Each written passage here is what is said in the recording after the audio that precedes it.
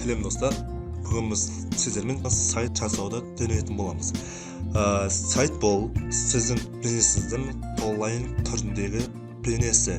Яғни сіз ол жерде өз магазиніңізді немесе бір бизнесіңізді тауып деп сала аласыз. Осы жаққа қарай өтеміз да, ал енді поисқа жазамыз. Ағылшын тілінде chill деп жазуымыз керек. Chill-да.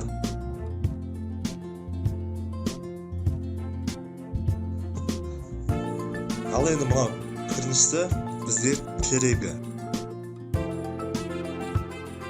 Бізде осы жерге қарай өту керек болады. Ол үшін біз регистрация кнопкасын басамыз.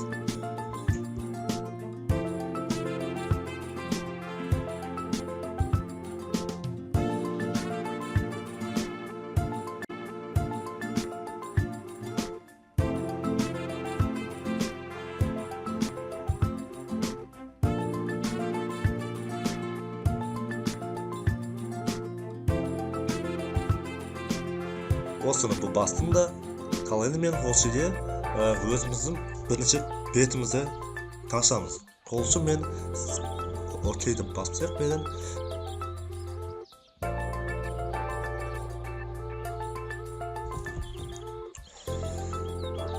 осы уақытта бізде астында шаблондар ашылады. Өзімізде қайсы шаблон ұнайды, біз соны танысақ болады.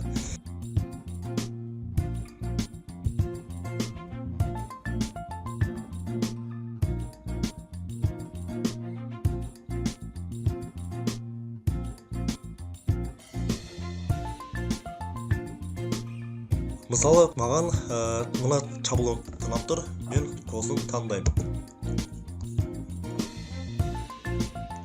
Шаблон бізге қарай ашылды.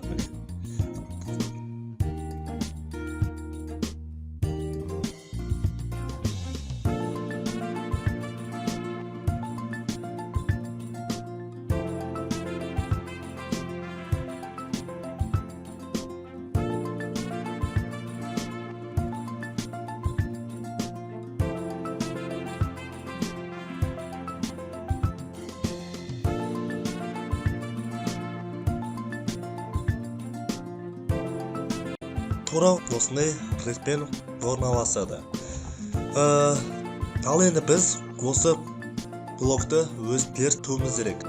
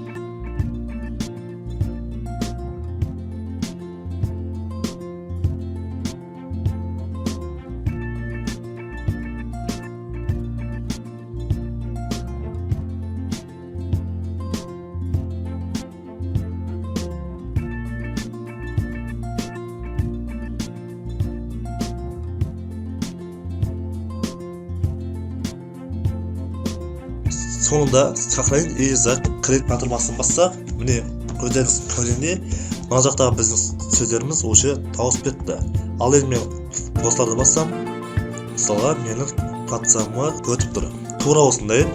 Ал енді тағы да контент логотипті басайық. Мына жақта жаңа сөзді ауыстырсақ болады. Арғын IT депші, мысалға. Міне біздің сөзіміз тауысты. Немесе мынау оң жақтағы әлеуметтік желілерді өзгертуге болады. Бізде Facebook'ымыз тұр, Twitter'ымыз тұр, мысалға сол барлығын толтырып тұруымыз керек. Осыдан соң тағы да сіздерге маңызды заттардың бірі бұл кнопкасы.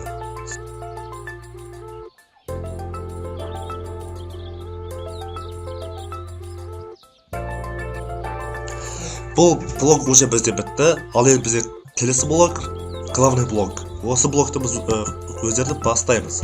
Мынаған қарай мышканы алып барып осыған басып өздер де болады. Немесе мына жағына төбесіндегі контентті бассақ та болады. Осыған бастап. Ал енді осы түрде өзіміздің описаниемізді жазамыз. Мысалға мен жазам арғын IT.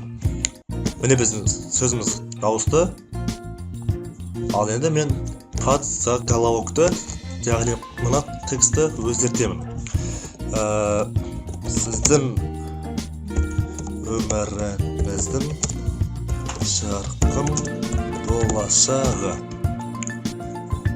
Сохранить и закрыть. Тура солай сіздер де өзгертіп шығыңыздар.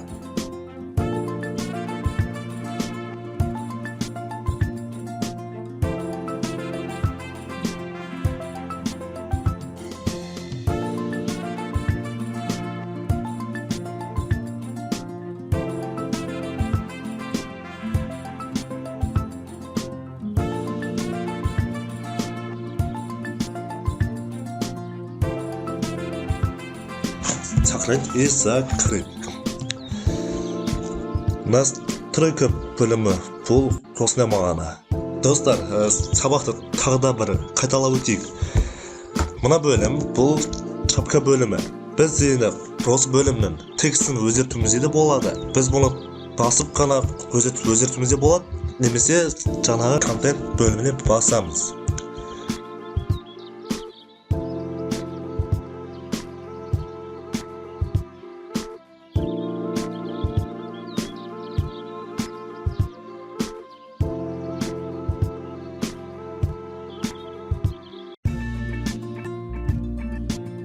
Келесі бұл кнопка және язык.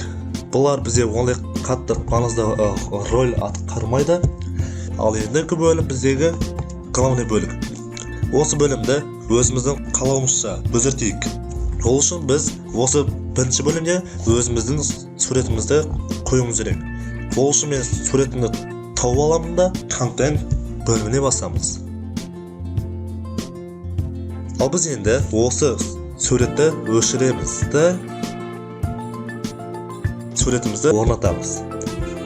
Орнаттық та, ал енді сохранить батырмасын басайық. Міне біздің суретіміз ауысты. Осы жаққа өзіңіздің сөзіңізді жазсаңыз болады. Мысалға мен контентті бастадым да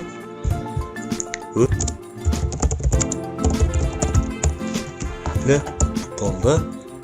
Сохранить басам да міне.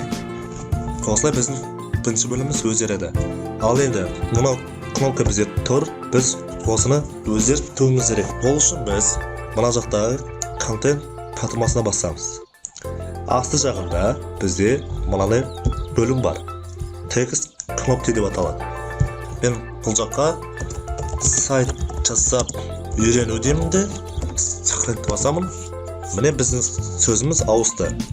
Ал енді тағы да басамын да осы жаққа өзімнің сілтемемді қоямын. Болды. Ал енді осы батырманы бассам, менің WhatsApp-ыма лақтырып жібереді. Одан да төменге түссек, бізде келесі беттеріміз ашылады.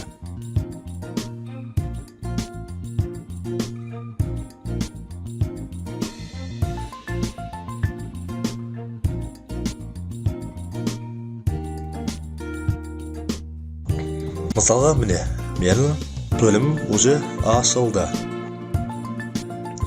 Осыны мен өзім сөзімше бәсімеге туралы.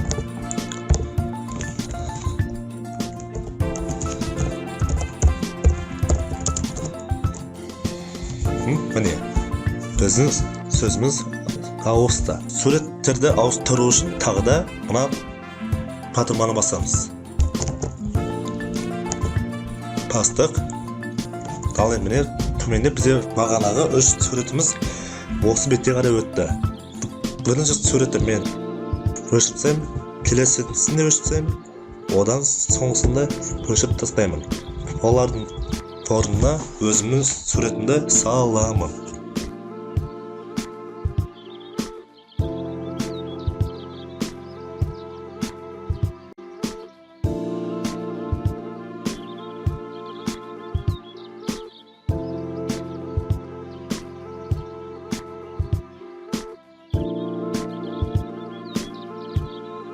Сосын барып суреттер орнатып біткен соң сохрань батырмасын басамын.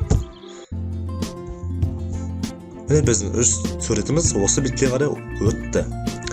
Бұл блок бізде бітті уже. Келесі блокқа барамыз. Келесі блок ол біздің қызметтер.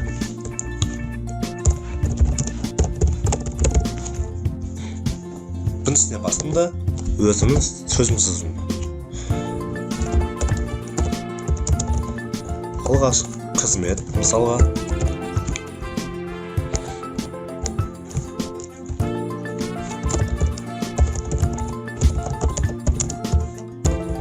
міне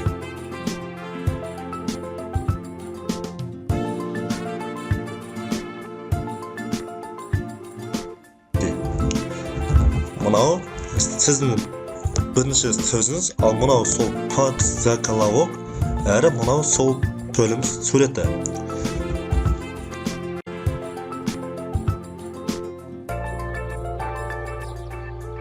Тура солай екіншісін жасайсыз, төртіншісін де жасап шығасыз.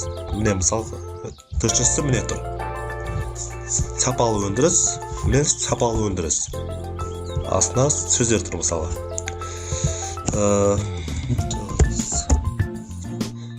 Мысалға, міне. Тура осылай сізде өзіңізді жазып өтуіңіз керек.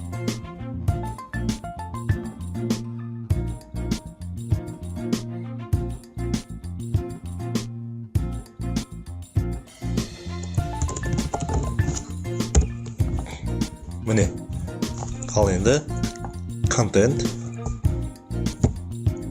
Асты жақта бізде кнопка бар.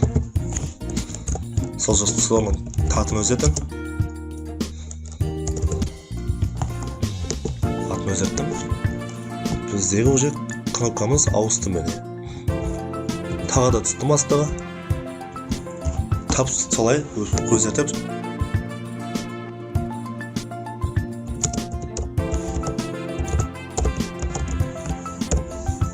Ал міне, бітті. Ал енді төменге өттік. Одан соңғы бөлім. Ол бізде дозив бөлім екен. Өзетіп. Шығуымыз керек. Ал енді келесі бөлім бұл бізде форма бөлімі деп аталады.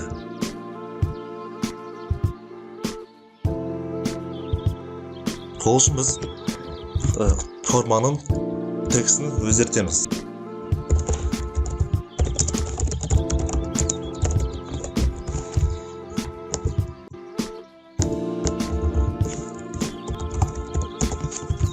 Міне, ал енді контент бөліміне басамын.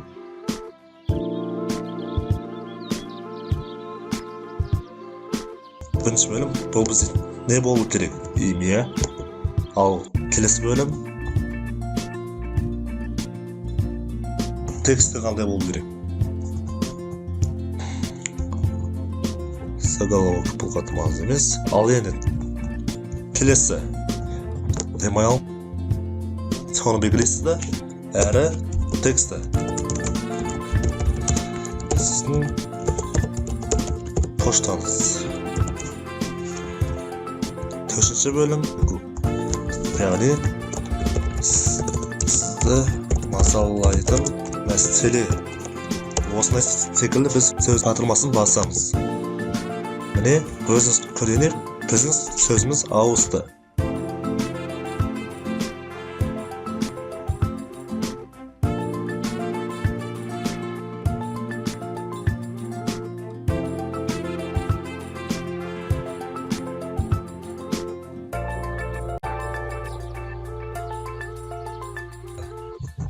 Өздеріңіз көріп отқандай. Ал енді ең соңғы бөлім бұл бізбен байланыс бөлімі.